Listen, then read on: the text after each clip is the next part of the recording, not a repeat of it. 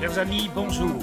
C'est avec une belle musique arménienne traditionnelle que j'ai la joie de vous saluer pour ce culte des confinés, avec notre ensemble Confluence de l'Église protestante unie de France en Drôme-Ardèche. Bientôt, peut-être, pourrons-nous nous retrouver pour prier, chanter, célébrer tous ensemble dans nos temples et nos églises et que ce confinement sera fini. Mais nous devrons alors nous souvenir que la parole de Dieu n'est pas liée à un endroit, ni à une église, ni même à une religion, mais qu'elle est vivante et belle si elle est partagée au-delà de nos clochers, de nos frontières, quelles qu'elles soient. Le Seigneur est présent parmi nous. Le Seigneur nous rassemble. Le Seigneur nous unit. Que son amour nous habite. Que sa présence nous éclaire. Et que sa parole, aujourd'hui encore, nous fortifie. Amen. Avec mes collègues Marc Labarthe et Laurence Tartare, nous avons construit ce culte dans la continuité de la semaine dernière. Nous allons à la rencontre de celui qui avait rejoint les pèlerins, Cléopas et Marie, sur la route d'Emmaüs.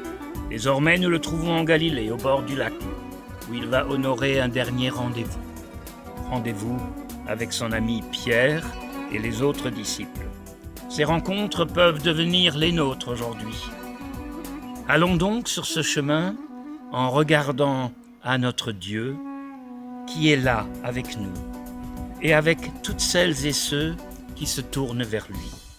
Où que vous soyez ce matin, vous êtes les bienvenus pour pour le rejoindre. Merci Corinne Lafitte de nous y conduire avec ce beau cantique. Venez louer le Seigneur, vous les nations. Vous trouverez le texte sur votre écran.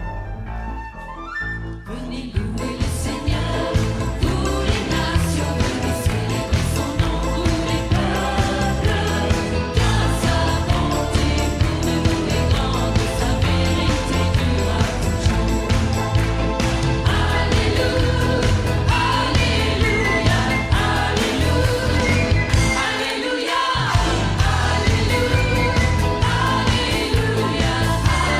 Alléluia. Venez louer le Seigneur, vous les nations, venez célébrer son nom, vous les peuples, car sa bonté pour nous est grande, sa vérité durera toujours. Alléluia, Alléluia, Alléluia, Alléluia,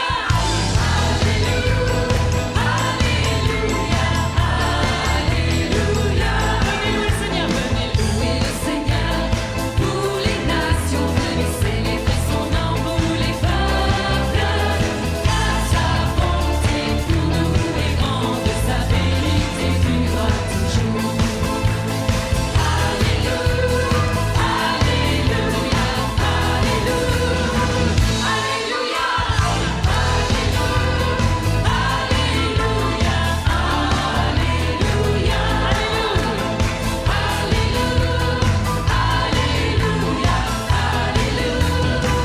Alléluia, Alléluia,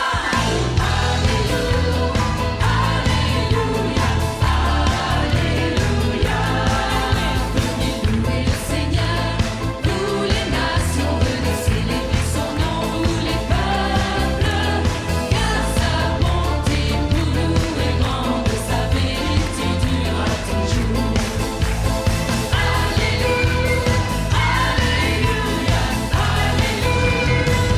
Alléluia,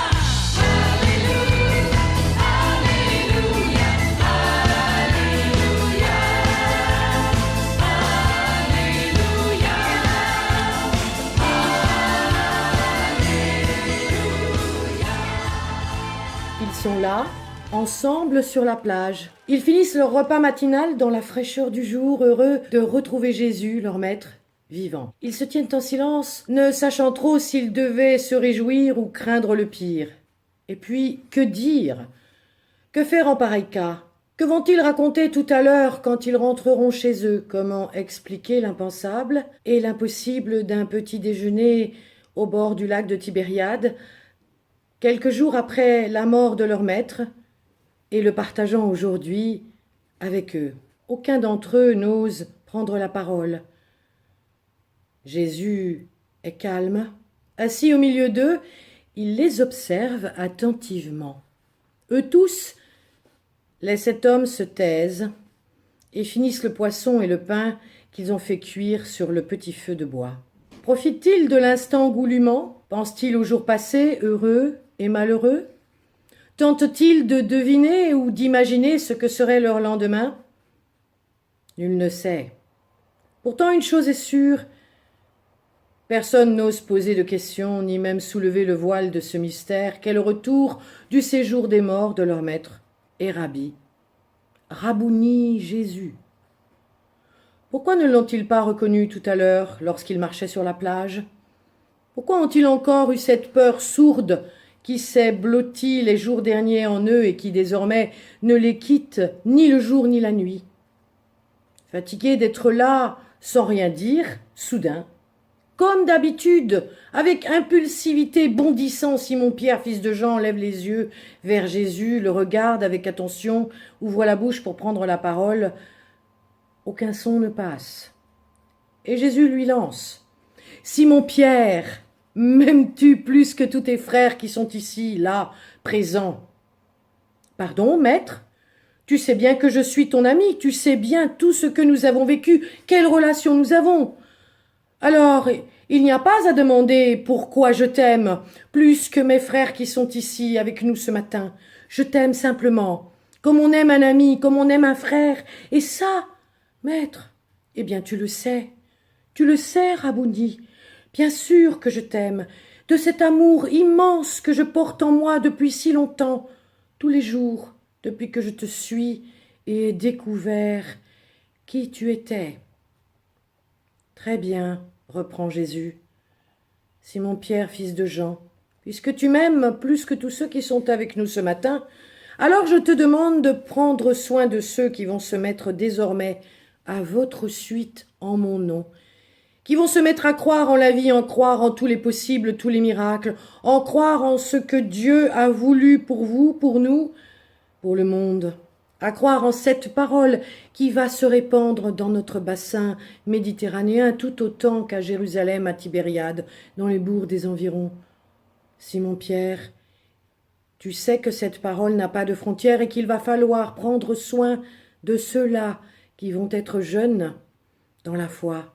Il va falloir les enseigner, il va falloir leur parler, il va falloir être présent, les accompagner. Puisque tu m'aimes, Simon-Pierre, fils de Jean, prends soin de mes agneaux. Ils me sont précieux autant que toi et ceux qui sont ici m'êtes précieux. Maître, reprend Simon-Pierre très étonné, presque agacé. Mais de qui me parles-tu? Nous ne sommes que 7 ce matin, environ 12 ou 13 les jours fastes. Qui va se mettre à ta suite? Quelles sont ces brebis dont tu parles? Nos familles, nos amis? Les gens qui vivent ici au bord du lac de Tibériade? Ceux et celles que nous avons croisés ces quelques dernières années passées, les tiens? Demande Pierre interloqué. Simon-Pierre vient de finir son repas et commence à se lever pour éteindre le feu. Il est énervé, agacé et fait disparaître les reliefs du repas très rapidement, ce repas sur la plage pris en commun. Jésus le regarde à nouveau, mais cette fois fixement. Il lui lance d'une voix forte, comme s'il voulait le retenir. « Simon-Pierre, fils de Jean, m'aimes-tu » ? « Oh, maître, ça suffit, c'est la 2e fois que tu me le demandes. Pourquoi me demandes-tu ça? Je viens de te répondre. Je t'aime, je suis ton ami, et toi tu le sais mieux que personne. Pourquoi est-ce que tu mets ma foi en doute? Pourquoi est-ce que tu n'as pas confiance en mon amitié et en l'amour que je te porte? Lui répond Pierre, agacé. Jésus reprend tranquillement en s'allongeant sur le sable, un sourire aux lèvres. Rappelle-toi, Simon-Pierre, fils de Jean. Rappelle-toi, tout simplement, ce jour où dans la cour du temple, on t'a demandé 3 fois « Est-ce que tu le connais ?» 3 fois tu as répondu « Fermement, je ne le connais pas. » La 2e fois, on t'a posé la même question. « Je suis sûr que tu es avec lui et je t'ai déjà vu. Je te reconnais. Et toi, tu es avec lui. »« Non, non, non, non, non, as-tu répondu. Je ne le connais pas, je ne suis pas avec lui. » Et la 3e fois, d'un ton encore plus agacé, mais la peur au ventre, tu as répondu à celui qui te demandait si vraiment tu étais avec lui parce qu'il t'avait croisé quelques jours auparavant à mes côtés.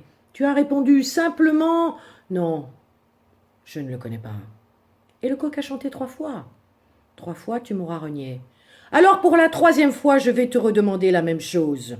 Bien, puisque tu dis que tu m'aimes et que tu es mon ami, je te demande de devenir le berger de ceux qui vont se mettre à ma suite. Ce petit peuple-là de croyants. Croyants, juifs, mais différents. Croyants en la vie, l'impossible et l'improbable volonté de Dieu, tu le sais. Agacé, surpris, Simon-Pierre lui répond du tac au tac. « Mais enfin, Jésus, de quel troupeau me parles-tu à nouveau? Qui sont ces brebis? Il me semble que tu n'as pas les pieds sur terre, maître. Je suis de ce troupeau déjà, nous sommes tous ici de ce troupeau-là, nous en sommes le fondement et les membres. Les autres sont comme nous, tu le sais, oui, ils t'ont soit renié, soit ils ont pris peur, comme nous, et ils se sont dispersés dans Jérusalem. Aujourd'hui, ils tremblent à chaque fois qu'ils mettent le pied dehors de la maison.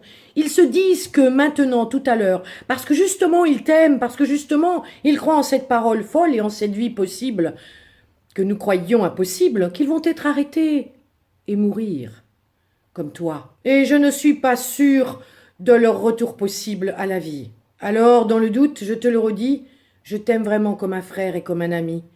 Mais je ne peux et ne veux pas être le berger d'aucun troupeau, parce que je ne veux pas perdre ma vie, ni passer ma vie à me cacher et avoir peur et à craindre pour elle tous les jours. Pour moi et pour les miens et pour ceux que j'aime. Et pourquoi? Demande Jésus en le regardant très calmement. Parce que maître, c'est difficile et terrifiant, compliqué. Je ne suis qu'un simple pêcheur, moi je ne suis pas un berger. Je pêche des poissons, je n'encadre pas des moutons. Je ne vois pas comment et par quelle magie je pourrais les rassembler, les conduire. Comment je pourrais électriser les foules et avoir ce charisme que tu as et transmettre cette parole. Jésus l'interrompt et lui dit, il te sera donné la possibilité de le faire en temps et en heure.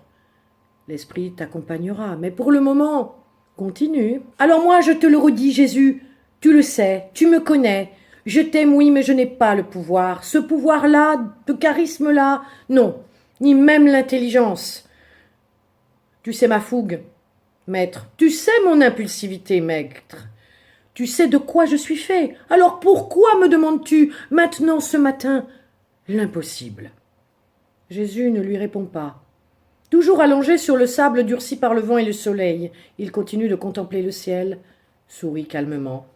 Puis il se redresse subitement, fait mine de se lever, regarde Pierre, veut s'approcher de lui, parce qu'il commence à se diriger vers la barque pour ranger les filets. Simon-Pierre est excédé, il veut s'en aller, quitter le groupe, rentrer chez lui. Alors Jésus bondit, l'attrape par le bras et lui dit d'une voix forte, l'air inquiet de sa réponse. « Simon-Pierre, fils de Jean, dis-moi, es-tu un véritable frère, un ami? Es-tu mon ami ?» Simon-Pierre dégage son bras brusquement et se retourne, l'air accablé. Il soupire. Pendant un instant, ses compagnons imaginent qu'il va exploser, que la colère ou l'agressivité, comme d'habitude, va l'envahir, et qu'il va sauter à la gorge de Jésus, comme il a eu l'habitude de le faire avec tant de monde autour de lui.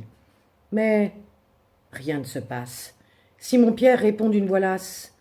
« Écoute, maître, écoute-moi bien. Je t'aime assez pour aller jusqu'au bout de l'histoire. Mais je n'aime pas que tu me remettes en question à ce point, que tu ailles fouiller dans mon âme et dans mon cœur mes véritables sentiments. Tu sais tout de ma vie, de ce que je suis, de ce que je ressens. Tu devrais savoir que oui, je suis ton ami fidèle et je le serai toujours. Il n'y a pas à en douter, mais de là à me demander à devenir le prêcheur des environs de Jérusalem et de toute la Palestine entière et de les convaincre que ce qui, moi, me fait vivre, je ne vois pas comment, pauvre pêcheur que je suis, pêcheur de poissons, bien sûr, je pourrais le faire. Alors, n'y a-t-il pas à en douter, hein? Pourquoi aurais-je pris ces dernières années si je ne t'aimais pas tous ces risques? Peux-tu me le dire, Jésus? Eh ben non, tu ne peux pas me le dire. Alors je te le redis avec certitude, encore une fois, une troisième fois. Je suis ton ami. Très bien, Simon-Pierre. Bien répondu. C'est ce dont je voulais être sûr, ce que je voulais entendre sortir de ta bouche. Cette troisième parole annule tout éronnement. Parce que tu me dis aussi clairement que tu m'as renié clairement et franchement dans la cour du temple la veille de mon exécution. C'est bien, Simon-Pierre, fils de Jean. Cela répare ton histoire, ta parole, toute ta vie.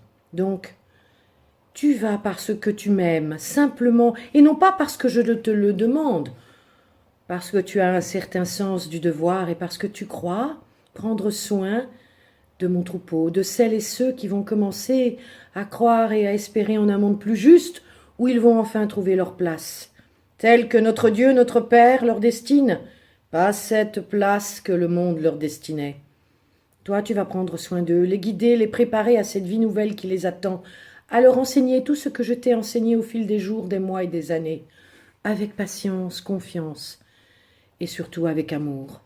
Tu m'entends, Simon-Pierre, fils de Jean? Tu me comprends? Lui demande Jésus d'un ton calme. Personne ne soufflait mot. Tous observaient la scène médusée en se demandant, franchement, à quel moment Pierre allait perdre son calme. Mais rien n'arrive. Pierre garde son sang-froid, maîtrise ses émotions pour une fois, et lui lance en retenant sa colère. Je ne vois vraiment pas comment je ferais cela et pourquoi je le ferais. Je suis ton ami, oui, fidèle, toujours. Je le serai, à vitam aeternam, mais être ce berger que tu me demandes d'être, ce n'est pas possible. Je ne vois pas comment je pourrais le faire.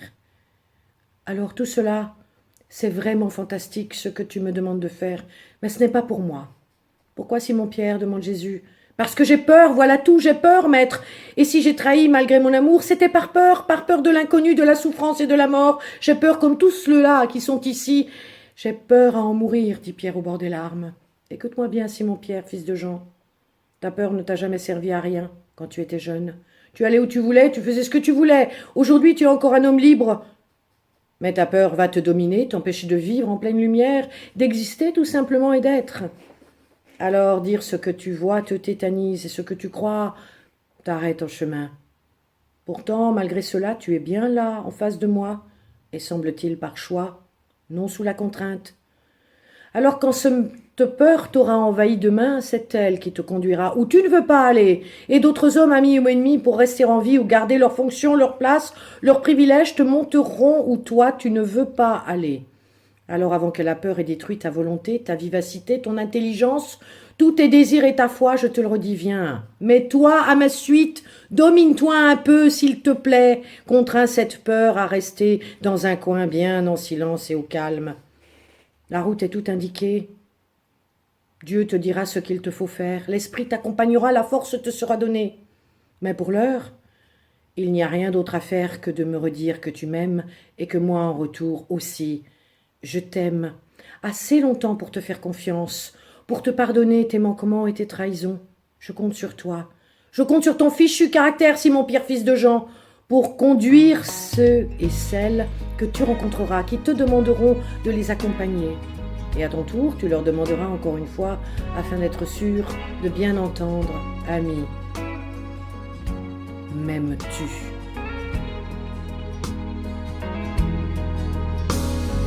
Ne crains rien, je t'aime. Je suis avec toi. Aux promesses suprêmes qui se tient ma foi. La sombre vallée n'a plus de terreur. L'âme consolée, je marche avec mon sauveur. Non, jamais tout seul. Non, jamais tout seul. Jésus, mon sauveur, me garde. Jamais ne me laisse seul. Non, jamais tout seul. Non, jamais tout seul. Jésus, mon sauveur, me garde. Jamais ne me laisse seul. Oh, yeah.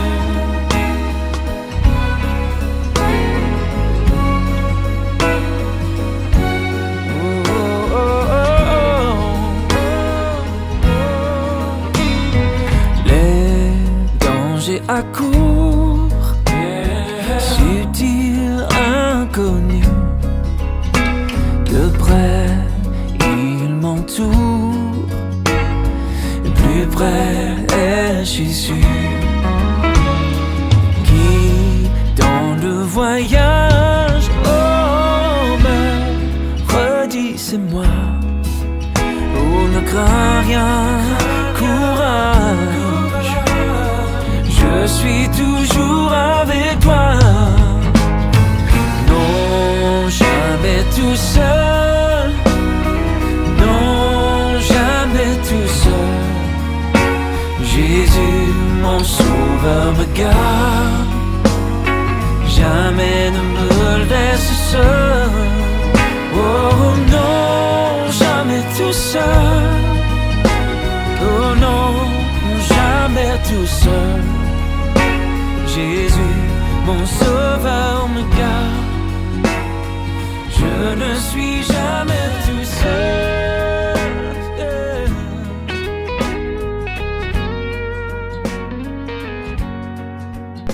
Non, jamais tout seul.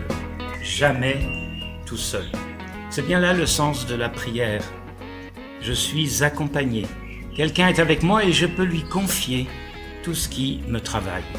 C'est l'affirmation qui est au cœur de ce beau cantique que nous venons de chanter, qui vient du réveil du XIXe siècle, Et j'aimerais placer ce cantique au cœur de notre prière de ce matin. Je vous invite à entrer maintenant dans la prière.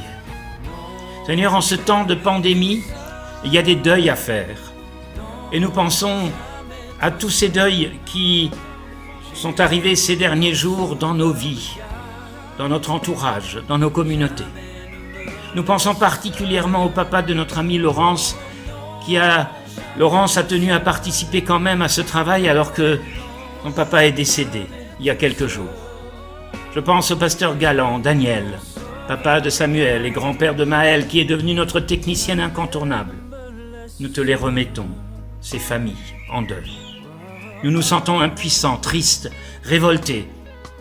Alors, dans ce passage de la sombre vallée, nous voulons nous confier en toi et prendre en nous cette assurance que tu marches avec nous.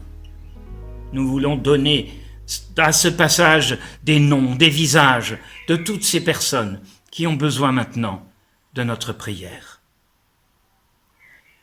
Le chant nous dit « La sombre vallée n'a plus de terreur, l'âme consolée, je marche avec mon Sauveur. Jamais tout seul, non, jamais tout seul. » Seigneur, nous approchons d'une nouvelle étape, le déconfinement. Il y a des appréhensions, il y a des peurs à partager avec toi. Nous voulons te remettre ces peurs afin que tu les portes avec nous. Nous voulons te remettre ces prochains jours, ces prochaines semaines, l'avenir de notre pays, de notre monde, de nos familles, de nos enfants, de nos petits-enfants, de nos amis proches et lointains, de nos communautés, de nos églises, de nos collaborateurs, au travail, à l'école. Nous voulons les remettre maintenant à notre Seigneur, notre compagnon de route, notre compagnon de vie. Et ce chant continue, les dangers accourent, subtils, inconnus, de près ils m'entourent, plus près est Jésus, qui dans le voyage me dit « c'est moi ». Non, jamais tout seul, je suis avec toi. Oui, notre Père, merci d'être venu nous rejoindre. Merci de continuer à nous surprendre, à nous parler, à nous rassurer, à nous consoler et à nous donner de nouvelles missions. Laisse-nous regarder à toi afin que ta présence remplisse notre vie, que ta paix et ta joie soient là, que cette espérance qui pourra toujours nous remettre debout reste vivante en nous. Jésus, mon Sauveur, me garde, dit la chanson pour finir. Jamais il me laisse seul, je ne suis jamais seul. Amen. Marc Labarthe va maintenant nous donner quelques pistes pour ne pas rater cette présence sur la route. Mais auparavant, chantons ensemble. Et je vous propose de faire ce chant en prière avec la communauté de Thésée, avec ce très beau chant, Nada des tourbés, que rien ne te trouble, que rien ne t'effraie, qui à Dieu ne manque de rien. Seul notre Dieu nous suffit, que rien ne te trouble. Prions en chantant. La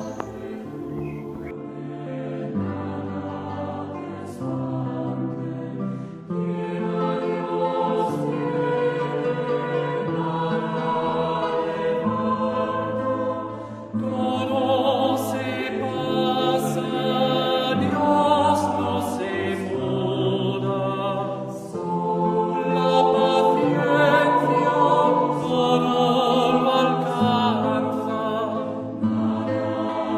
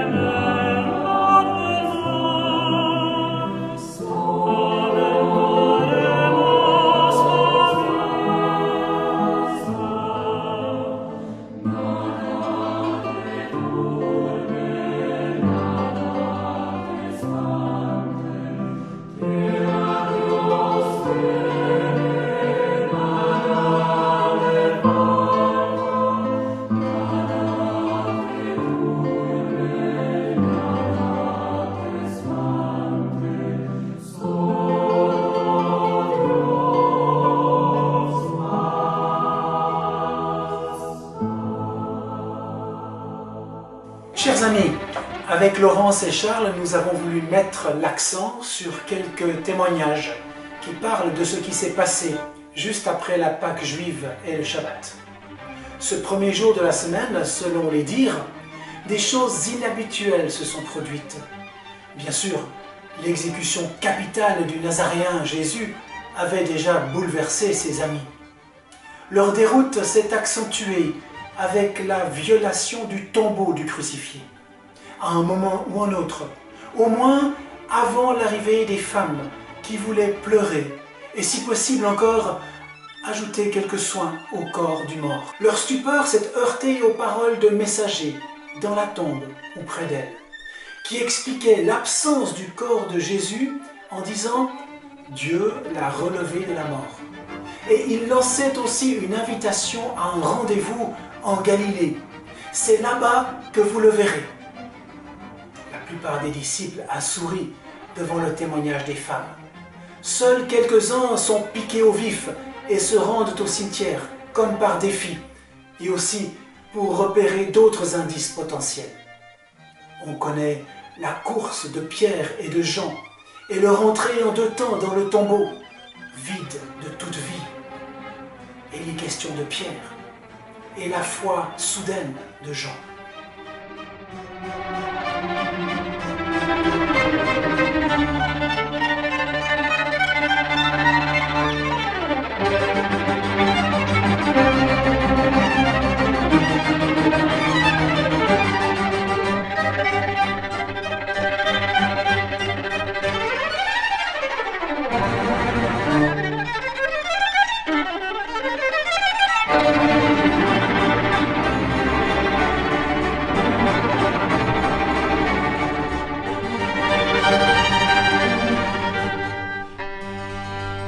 Le soir de ce premier jour, les disciples sont encore confinés, sans distanciation sociale. Et Jésus lui-même surgit de nulle part. Il doit justifier qu'il n'est pas un fantôme ni un zombie. C'est donc qu'il n'est pas simple de le reconnaître. Ce Jésus revenu des morts est-il le Jésus d'avant, qui sillonnait les routes de Judée et de Galilée ? Le périple des 3 pèlerins sur la route d'Emmaüs raconte la naissance nouvelle. Et de même, aussi la pêche sur le lac, suivie du déjeuner sur la plage. Qui donc est ce Jésus ? Qu'est-ce qui change en lui ? Ou pour le dire autrement, qu'est-ce qui nous empêche de le reconnaître dans sa double dimension mortelle et revivifiée ?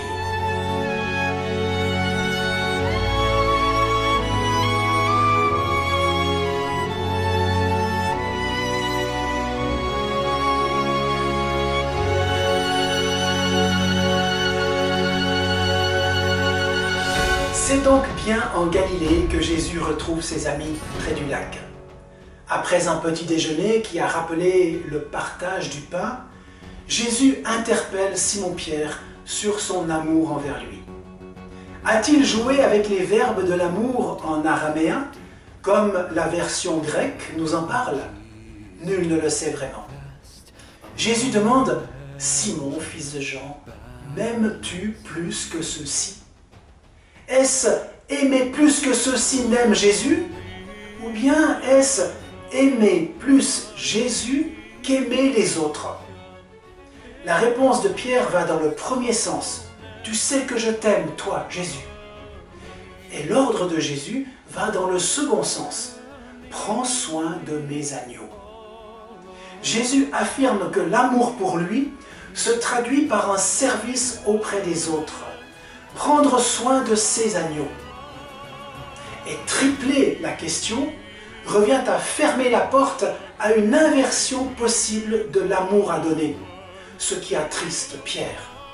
Il a bien compris que refuser d'aimer Jésus, le renier, c'est aussi renier, haïr ses amis.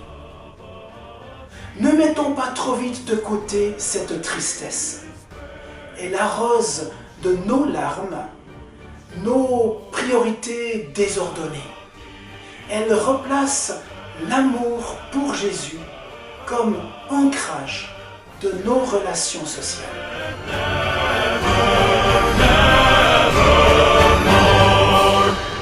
Oh, the deep, deep love of Jesus deserved of hands to me, and it lifts me up to glory, for it lifts me up to thee. À la triple question, Jésus ajoute une quatrième dimension, à savoir la conséquence de cet amour intense. À l'image de Jésus, Pierre ne se défendra plus lorsqu'il sera conduit au martyre. L'âge sera là, bien sûr, mais bien plus profondément en lui, l'amour de son maître aura changé son comportement, ses peurs et son orgueil. Et l'évangéliste termine cet entretien d'embauche définitif non sans un certain humour ou clin d'œil, en disant que Jésus lance à Pierre un « Suis-moi » qui ne peut que rappeler le tout premier appel 3 ans plus tôt, à quelques encablures de cette plage, à Bethsaïda ou Capharnaüm. Chers amis, reprenons l'évangile à son début, lorsque nous accompagnons les moutons et les brebis du Seigneur. Parce que les évangiles nous rappellent toutes les difficultés que l'on rencontre dans ce service et qu'il faut du temps pour découvrir l'amour de Dieu pour nous et accepter de convertir nos idées biaisées à son sujet. Mais nous ne sommes plus seuls. L'Esprit du Christ nous habite. Et toi, m'aimes-tu ? Dit Jésus. Alors, suis-moi. I've decided to follow Jesus. I have decided to follow Jesus. I have decided to follow Jesus. No turning back, no turning back. En mon cœur j'ai choisi de suivre Jésus-Christ. En mon cœur j'ai choisi de suivre Jésus. En mon cœur j'ai choisi de suivre Jésus-Christ. Oui, pour toujours. Oui, pour toujours. Si mes amis s'en vont, qu'importe, moi j'irai. Si mes amis s'en vont, qu'importe, j'irai. Si mes amis s'en vont, qu'importe, moi j'irai. Oui, pour toujours. Oui, pour toujours. Au monde je dis non, joyeux je prends ma croix. Au monde je dis non, j'accepte la croix. Au monde je dis non, joyeux je prends ma croix. Oui, pour toujours, oui, pour toujours. Veux-tu décider de suivre Jésus-Christ? Veux-tu décider de suivre Jésus? Veux-tu décider de suivre Jésus-Christ? Oui, pour toujours, oui, pour toujours. Suivre Jésus, oui, pour toujours.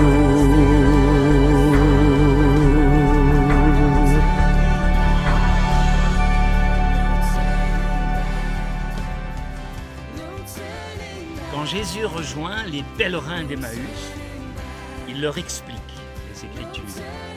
Ils partagent leur repas. Et après cette rencontre, après ce pain rompu, ils le reconnaissent et c'est alors qu'il disparaît. Les disciples se lèvent, ils retournent à Jérusalem. Ils sont relevés de leur mort et c'est la vie qui revient. Quand Pierre rejoint le Seigneur sur le rivage, Jésus lui pose 3 fois la même question, « M'aimes-tu » 3 fois, Pierre a confessé son amour. Et 3 fois, Jésus lui a dit, « Prends soin de ceux que je te confie. » Chers amis, vous allez vous lever, vous allez être envoyés chacune et chacun vers une nouvelle étape, vers de nouvelles rencontres. Ce que tu as vu, partage-le avec tes frères et tes sœurs. Ce que tu as entendu, répète-le à tes frères et tes sœurs. Ce que tu as compris, vis-le avec tes frères et tes sœurs. Le Christ est ressuscité.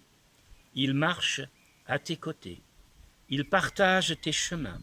Il pose ses pas dans les tiens.